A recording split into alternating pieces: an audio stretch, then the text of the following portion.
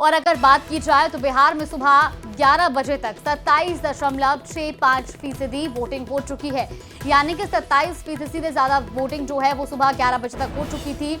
माधेपुरा में सुबह 11 बजे तक 28.46% वोटिंग, सहरसा में 29% से ज्यादा वोटिंग और खगड़िया में भी 28% से ज्यादा वोटिंग सुबह 11 बजे तक हो चुकी है। इसके अलावा अगर बात की जाए दरभंगा की तो दरभंगा में भी सुबह 11 बजे तक 26.07% वोटिंग हुई है। पटना में सुबह 11 बजे तक 23.71% वोटिंग, तो भोजपुर में 26.76% वोटिंग।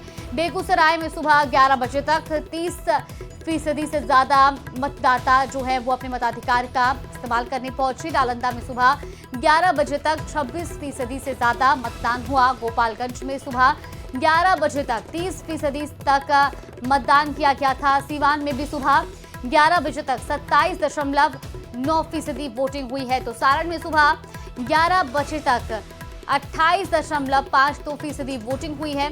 तो ये अलग अलग जिले और उनकी अलग अलग सीटें आपको बता रही, जहां पर मतदान कितना फीसदी संपन्न हो चुका है उसको लेकर एक ताजा अपडेट सामने आई है। सुबह 11 बजे तक अलग अलग सीटों की बात की जाए तो लगभग 27 से 30% के बीच मतदान जो है सुबह 11 बजे तक हुआ है। धीरे धीरे ये आंकड़ा और बढ़ेगा।